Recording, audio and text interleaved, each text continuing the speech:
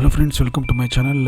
So ಇವಾಗ ನಾವು ನೋಡೋಣ ನಿಫ್ಟಿ, ಬ್ಯಾಂಕ್ ನಿಫ್ಟಿಯ ಕಂಡೀಷನ್ ಹೇಗಿತ್ತು ಇವತ್ತಿನ ದಿವಸ ಅಂತ. ಸೊ ಆಲ್ಮೋಸ್ಟ್ ಮಾರ್ಕೆಟ್ ನೆಗೆಟಿವಲ್ಲೇ ಇತ್ತು. ಸೊ ಒಂದು ವೇಳೆ ಇಲ್ಲಿ ನಾವು ನಿಫ್ಟಿ ನೋಡೋದಾದರೆ ಇಲ್ಲಿ ನೋಡಿ, ಸೊ ರೆಡ್ ಕ್ಯಾಂಡಲ್ ಕಾಣ್ತಾ ಇದೆ ನಮಗೆ. ಸೊ ಆಲ್ಮೋಸ್ಟ್ ಇದು ಕ್ಲೋಸಿಂಗ್ ಬಂದು 24,139. ಸೊ ಇದರ ಹೈ ಬಂದು 24,359 ಮಾಡಿತ್ತು. ಸೊ ಇದು ಸಪೋರ್ಟ್ ಲೆವೆಲ್ ನೋಡೋಣ. ಸಪೋರ್ಟ್ ಲೆವೆಲ್ ಬಂದು 23,800 ಇದೆ ನಿಫ್ಟಿದು, 850. ಸೊ ಇದು ರೆಸಿಸ್ಟೆಂಟ್ ಲೆವೆಲ್ ಬಂದು 24,212. ಸೊ ನಾಳೆ ನಾನು ಮಾರ್ಕೆಟ್ ನೋಡಬೇಕು, ನಾಳೆ ಯಾವ ಥರ ಕಂಡೀಷನ್ ಇರುತ್ತೆ ಅಂತ ಗೊತ್ತಿಲ್ಲ. ಸೊ ನಾಳೆ ನೋಡೋಣ. ನೆಕ್ಸ್ಟ್ ಬ್ಯಾಂಕ್ ನಿಫ್ಟಿ ನೋಡೋಣ. ಬ್ಯಾಂಕ್ ನಿಫ್ಟಿ ನೋಡಿದ್ರೆ ಇದು ಓಪನಿಂಗ್ ನಾನು ನೋಡುವಾಗ ಸೊ ಇದು ಆಲ್ಮೋಸ್ಟ್ 50,400, 500 ಈ ಲೆವೆಂಚಲ್ಲೇ ಇತ್ತು. ಆ್ಯಂಡ್ ಕ್ಲೋಸಿಂಗ್ ನೋಡಿ 49,800 ಹೋಗಿದೆ. ಬಟ್ ಇದು ಲೋ ಬಂದು 49,700 ಮಾಡಿದೆ. ಆದರೆ ಇದು ಸಪೋರ್ಟ್ ಲೆವೆಲ್ ನೋಡುವಾಗ 49,650. ನಾಳೆ ಏನಾದರೂ 49,600, 650 ಸಪೋರ್ಟ್ ಲೆವೆಲ್ ಬ್ರೇಕ್ ಆಯಿತು ಅಂದರೆ ಖಂಡಿತ ಇದು ಇನ್ನೂ ನೀಚೆ ಕೆಳಗಡೆ ಹೋಗೋ ಚಾನ್ಸಸ್ ಇದೆ. ರೆಸಿಸ್ಟೆಂಟ್ ಲೆವೆಲ್ ನೋಡುವಾಗ 50,830, ಆಲ್ಮೋಸ್ಟ್ 50,800, 850 ಇದು ರೆಸಿಸ್ಟೆಂಟ್ ಲೆವೆಲ್ ಆಗಿದೆ. ಸೊ ಇದು ಬ್ಯಾಂಕ್ ನಿಫ್ಟಿ ಬಗ್ಗೆ ಸ್ವಲ್ಪ ಓವರ್ವ್ಯೂ ಆಗಿತ್ತು. ಆ್ಯಂಡ್ ಸೊ ಅದೇ ರೀತಿ ಗೋಲ್ಡ್ ಸಿಲ್ವರಲ್ಲಿ ಮಾಡೋರಾದರೆ, ಟ್ರೇಡ್ ಮಾಡೋರಾದರೆ ಇಲ್ಲಿ ನೋಡ್ಬೋದು. ಗೋಲ್ಡ್ ಬಂದು 70,700 ಇದೆ, ಸಿಲ್ವರ್ ಬಂದು 81,000 ಇದೆ, ನ್ಯಾಚುರಲ್ ಗ್ಯಾಸ್ 181 ಇದೆ, ಕ್ರೂಡ್ ಆಯಿಲ್ 6,600 ಇದೆ. ಸೊ ಇದಾಗಿತ್ತು ಕಮೋಡಿಟಿ ಮಾರ್ಕೆಟ್ ಬಗ್ಗೆ. ಆ್ಯಂಡ್ ಸೊ ಇವತ್ತು ಕೆಲವೊಂದು 3 ಸ್ಟಾಕ್ ನಾನು ಚೂಸ್ ಮಾಡಿಟ್ಟಿದ್ದೀನಿ ಸ್ವಿಂಗ್ ಟ್ರೇಡಿಂಗ್ಗೋಸ್ಕರ, ಅಥವಾ ಇಂಟ್ರಾಡೇ ಕೂಡ ಮಾಡ್ಕೊಬೋದು ನೀವು ಒಂದು ವೇಳೆ ಪ್ರಾಫಿಟ್ ಬರುತ್ತಾ ಇದ್ದರೆ. ಸೊ ಮೊದಲನೇ ಗಲ್ಫ್ ಆಯಿಲ್ ಲೂಬ್ರಿಕ್ಯಾಂಟ್ಸ್ ಅಂತ.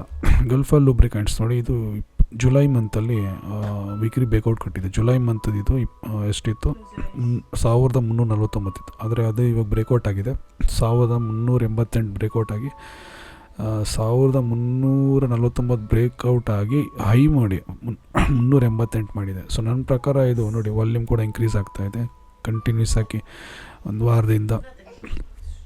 ಗ್ರೀನ್ ಕ್ಯಾಂಡಲ್ಸೇ ಕಾಣ್ತಾ ಇದೆ. ಸೊ ನನ್ನ ಪ್ರಕಾರ ಇದು ಇಲ್ಲಿಂದ ನಾಳೆ ಬೇಕಾದ್ರೆ ವಾಚ್ ಲಿಸ್ಟಲ್ಲಿ ಹಾಕಿಟ್ಕೊಳ್ಳಿ. ಸೊ ಇಲ್ಲಿಂದ ಇದು ಇನ್ನೂ ಮೇಲೋಗೋ ಚಾನ್ಸ್ ಇದೆ.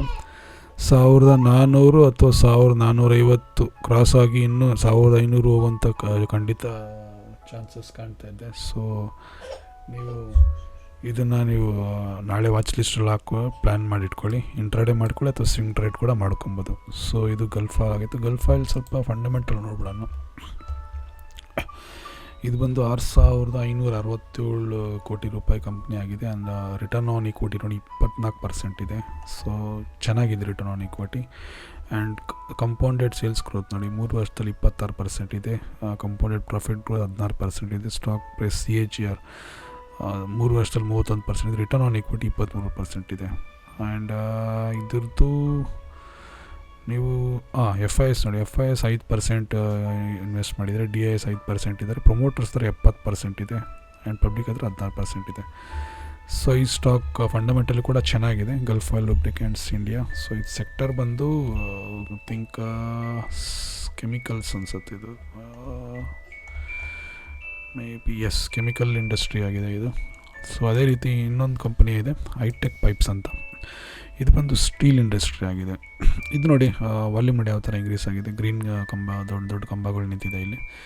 ಸೊ ಕಂಟಿನ್ಯೂಸ್ ಆಗಲಿ ಒಂದು 3-4 ವಾರದಿಂದ ಆಲ್ಮೋಸ್ಟ್ ಒಂದು ವಾರದಲ್ಲಿ ನೋಡಿ ಯಾವ ಥರ ಮೇಲಕ್ಕೆ ಹೋಗಿದೆ ಇದು ಅಂತ.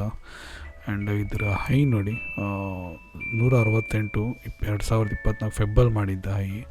ಇವಾಗ ಅದು ಬ್ರೇಕ್ ಮಾಡಿದೆ 170 ಬ್ರೇಕ್ ಮಾಡಿ 170 ಪೈಸಾ ಹೈ ಹೋಗಿದೆ. ಸೊ ನನ್ನ ಪ್ರಕಾರ ಇದು ಇಲ್ಲಿಂದ ಇನ್ನೂ ಮೇಲೆ ಹೋಗೋ ಚಾನ್ಸ್ ಇದೆ. ಅದಕ್ಕೋಸ್ಕರ ಇಲ್ಲಿ ವಾಲ್ಯೂಮ್ ಈ ಥರ ಇನ್ಕ್ರೀಸ್ ಆಗಿದೆ. ಸೊ 180, 185, 191 ಡೆಫಿನೆಟ್ಲಿ ಹೋಗುವಂಥ ಚಾನ್ಸಸ್ ಇದೆ. ಸೊ ಇದನ್ನು ವಾಚ್ ಲಿಸ್ಟಲ್ಲಿ ಹಾಕಿಟ್ಕೊಳ್ಳಿ. ಹೈಟೆಕ್ ಪೈಪ್ಸ್ ಅಂತ ಇದು ಕಂಪ್ನಿ. ಆ್ಯಂಡ್ ಒಂದು ವೇಳೆ ನೀವು ಇಲ್ಲಿ ಬೈ ಮಾಡೋದಾದ್ರೂ ಈ ಲೆವೆಲಲ್ಲಿ, ಸೊ ಇಲ್ಲಿಂದ 5% ಕೆಳಗಡೆ ಸ್ಟಾಪ್ ಲಾಸ್ ಹಾಕ್ಕೊಳ್ಳಿ. ಯಾಕಂದರೆ ಇಂಟ್ರಾಡೇ ಮಾಡೋರು ತುಂಬ ಜನ ಇರ್ತೀರ, ರಿಸ್ಕ್ ತೊಗೊಳ್ಳೋದು ಬೇಡ ಅಂತ. ಇಲ್ಲಿಂದ 5%. ಗಲ್ಫ್ ಆಯಿಲ್ ಕೂಡ ಅಷ್ಟೇ, ಅಲ್ಲೂ ಎಂಟ್ರಿ ಆದರೆ ನೀವು ಅಲ್ಲಿಂದ 5% ಕೆಳಗಡೆ ಸ್ಟಾಪ್ ಲಾಸ್ ಹಾಕ್ಕೊಂಡು ಮಾಡಿ. ಟಾರ್ಗೆಟು ನಿಮಗೆ ಎಷ್ಟು ಬೇಕೋ ಅಷ್ಟು, ನೀವು ಏನು ಎಷ್ಟು ನಿಮ್ಗೆ ರಿಟರ್ನ್ ಬೇಕು ಅಂದ್ಕೊಂಡಿದ್ದೀರೋ ಅಷ್ಟನ್ನು ಟಾರ್ಗೆಟ್ ಇಟ್ಕೊಂಡು ಟ್ರೇಡ್ ಮಾಡ್ಕೊಳ್ಳಿ. ಸೊ ಹೈಟೆಕ್ ಪೈಪ್ದು ನಾನು ಫಂಡಮೆಂಟಲ್ ನೋಡೋಣ. ಹೈಟೆಕ್ ಪೈಪ್ಸ್ ಲಿಮಿಟೆಡ್, ಎಸ್ ಇದು ನೋಡಿ 2,450 ಕೋಟಿ, 445 ಕೋಟಿ. ಆ್ಯಂಡ್ ROI ಬಂದು 9% ಇದೆ. ಆಮೇಲೆ ಇದ್ದು ಬ್ಯಾಲೆನ್ಸ್ ಶೀಟು ನೋಡುವಾಗ ನೆಕ್ಸ್ಟು ಸೇಲ್ಸ್ ಗ್ರೋತ್ ನೋಡಿ 3 ವರ್ಷದಲ್ಲಿ 26% ಇದೆ. ಪ್ರಾಫಿಟ್ ಗ್ರೋತ್ ಬಂದು 24% ಇದೆ. ಆ್ಯಂಡ್ CAGR ಬಂದು 41% ಇದೆ. ಲಾಸ್ಟ್ 3 ಇಯರ್ಸಲ್ಲಿ ರಿಟರ್ನ್ ಆನ್ ಎಕ್ವಿಟಿ 30% ತೋರಿದ್ರೆ, ಬಟ್ ಆ್ಯಕ್ಚುಲಿ ಇದು ಬಂದು 13% ಒಂದರಲ್ಲಿ 9% ತೋರಿಸ್ತದೆ. ಓಕೆ, ಚೆನ್ನಾಗಿದೆ, ಪರವಾಗಿಲ್ಲ. ಸೇಲ್ಸ್ ಗ್ರೋತ್ ಎಲ್ಲ ತುಂಬ ಚೆನ್ನಾಗಿದೆ ಇದ್ರದ್ದು. 26% ಅಂದರೆ ಡೆಫಿನೆಟ್ಲಿ ಚೆನ್ನಾಗಿದೆ. ಸೊ ಇದರ ಪ್ರೊಮೋಟರ್ಸ್ ನೋಡಿ 50% ಹೋಲ್ಡ್ ಮಾಡಿಟ್ಟಿದ್ದಾರೆ. ಪ್ರೊಮೋಟರ್ಸ್ ಹತ್ರ ಇದೆ ಸ್ಟಾಕು. ಆ್ಯಂಡ್ FIS ಹತ್ರ 8% ಇದೆ. DIS ಹತ್ರ 10% ಇದೆ. ಸೊ ಫಂಡಮೆಂಟಲ್ ಕೂಡ ತುಂಬ ಚೆನ್ನಾಗಿದೆ. Hi tech pipes stock, steel industry ಆಗಿದೆ. Next Balrampur Chini sugar industry ಆಗಿದೆ. ಆ್ಯಂಡ್ ಇದು ನೋಡಿ, ಇದು ಆಲ್ಮೋಸ್ಟ್ ಇದು 2000 ಐ ಥಿಂಕ್ 22ರಲ್ಲಿ ಹೈ ಮಾಡಿತ್ತು. 525 ಹೈ ಮಾಡಿತ್ತು. ಅದು ಇವಾಗ ನನ್ನ ಪ್ರಕಾರ ಬ್ರೇಕ್ ಆಗುವಂಥ ಲಕ್ಷಣಗಳು ಕಾಣ್ತಾ ಇದೆ. ಇಲ್ಲಿ ನೋಡಿ, ವಾಲ್ಯೂಮ್ ನೋಡಿ ಯಾವ ಥರ ಇಂಕ್ರೀಸ್ ಆಗಿದೆ ಅಂತ. ಫುಲ್ ಗ್ರೀನ್ ಕಂಬಗಳು ಕಾಣ್ತಾ ಇದೆ ದೊಡ್ಡದು. ಅಂದರೆ ಬ್ರೇಕ್ ಆಗೋ ಚಾನ್ಸ್ ಇದೆ. ಅದಕ್ಕೋಸ್ಕರನೇ ಇಲ್ಲಿ ಹೈ ಕಾಣ್ತಾ ಇದೆ.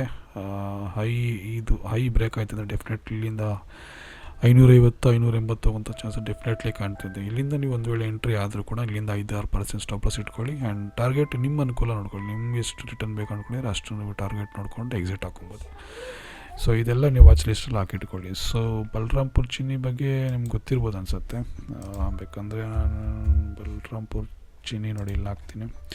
10,300 ಕೋಟಿ ಕಂಪ್ನಿ ಆಗಿದೆ. ಅಂದರೆ ROE 13% ಇದೆ. ಆ್ಯಂಡ್ ಸೇಲ್ಸ್ ಗ್ರೋತ್ ನೋಡಿ, ಸೇಲ್ಸ್ ಗ್ರೋತ್ ಅಷ್ಟು ಸುಮಾರಾಗಿದೆ, ಬರೀ 5% ಇದೆ ಲಾಸ್ಟ್ 3 ಇಯರ್ಸಲ್ಲಿ. ಸೊ ಬಟ್ ನೀವು ನಾಳೆ ಜಸ್ಟ್ ವಾಚ್ ಲಿಸ್ಟೆಲ್ಲ ಇಂಟ್ರಾಡೇ ಮಾಡೋಂಗಿದ್ರೆ ಮಾಡ್ಕೊಳ್ಳಿ.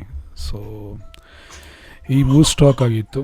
High tech Pipes, Balrampur Chini, Gulf Oil. So ಈ 3 ಸ್ಟಾಕ್ ಬಗ್ಗೆ ನೀವು ನಾಳೆ ಇಂಟ್ರಾಡೇ ಅಥವಾ ಸ್ವಿಂಗ್ ಟ್ರೇಡಿಂಗ್ಗೋಸ್ಕರ ವಾಚ್ ಲಿಸ್ಟಲ್ಲಿ ಹಾಕಿಟ್ಕೊಳ್ಳಿ, ಟ್ರೈ ಮಾಡಿ. ಸೊ ಇದು ಇವತ್ತಿನ ವಿಡಿಯೋ. ಇಷ್ಟ ಆಗಿದ್ರೆ ಲೈಕ್ ಮಾಡಿ, ಶೇರ್ ಮಾಡಿ, ಆ್ಯಂಡ್ ಸಬ್ಸ್ಕ್ರೈಬ್ ಮಾಡ್ಕೊಳ್ಳಿ. Thank you so much. Bye.